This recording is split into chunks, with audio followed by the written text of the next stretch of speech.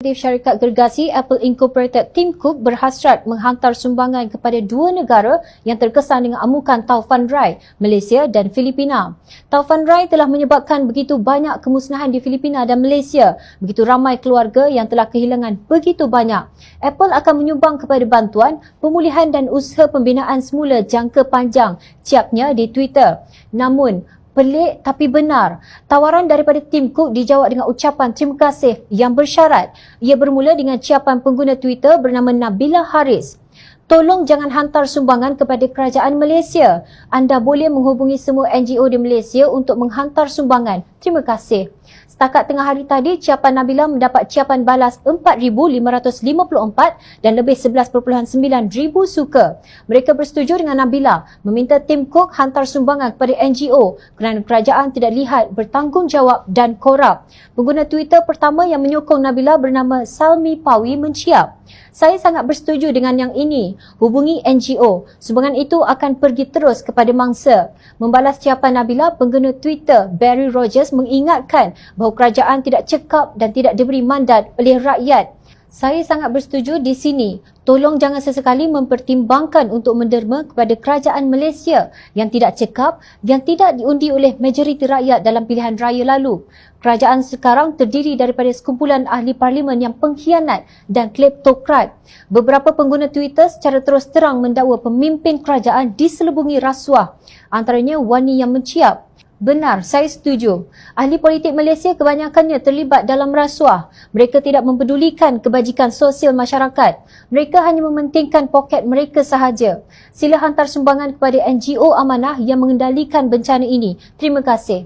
Banyak lagi ciapan yang mengucapkan terima kasih kepada Tim Cook, tetapi meminta agar tokoh korporat itu tidak menyalurkan sumbangan beliau kepada kerajaan, tetapi kepada NGO yang membantu mangsa banjir sejak hari pertama lagi.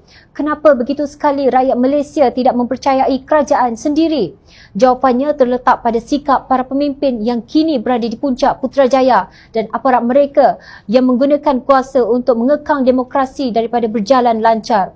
Ini termasuk yang di-Pertua Parlimen Tan Sri Azhar Harun yang menolak permintaan Ahli Parlimen Kota Raja Muhammad Sabu supaya kerajaan memberi penjelasan mengapa bantuan mangsa banjir lambat. Beliau mengambil alasan bahawa perkara itu tidak dapat dibahaskan kerana tidak disenaraikan dalam aturan mesyuarat pada masa itu. Agenda kita hari ini adalah rang Undang-Undang Pencegahan dan Pengawalan Penyakit Berjangkit /2021. Saya mohon maaf. Kalau Yang Berhormat mahu penjelasan dari Menteri, terpulang kepada Menteri untuk menghantar notis kepada saya. Katanya, beliau bertegas walaupun ramai ahli Dewan Rakyat turut bangkit menuntut penjelasan. Kita tidak boleh melompat dari satu isu ke isu yang lain tanpa mengambil kira isu utama dalam agenda kita. Itu adalah prosedur Parlimen, ujar Azhar. Untuk rekod pembentangan rang undang-undang meminda Akta Pencegahan dan Pengawalan Penyakit Berjangkit 1988 tersebut kemudian ditangguhkan. Yang di-Pertua Dewan Rakyat langsung tidak menunjukkan keprihatinan walaupun banjir ketika itu sudah meragut banyak nyawa. Lebih dahsyat lagi ketika itu Perdana Menteri Keluarga Malaysia Datuk Seri Ismail Sabri Yaakob ada di dalam Dewan. Beliau bagaimanapun tidak mengambil tanggungjawab untuk bangun memberi penjelasan.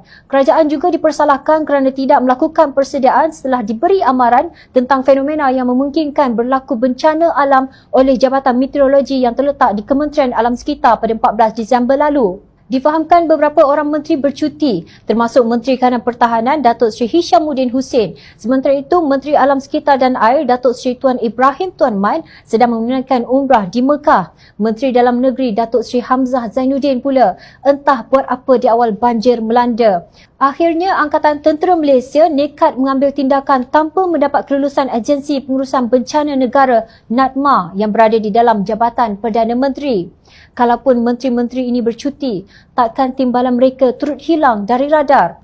Rakyat juga melihat pemimpin-pemimpin Pakatan Harapan bertungkus lumus membantu mangsa banjir, tidak kira siang atau malam, tetapi pemimpin kerajaan lebih mementingkan pelacaran acara berhubung banjir secara gilang gemilang. Selain itu, mereka hadir di Pusat Pemindahan Sementara Banjir PPS atau di kawasan kediaman mangsa banjir dengan pakaian segak seperti pelancong, bukannya untuk membantu. Justru tidak hairan jika rakyat berang dan dan hilang kepercayaan terhadap kerajaan. Alangkah malunya negara ini apabila perasaan tidak percaya kepada kerajaan ini terluah di Twitter toko korporat Apple Incorporated.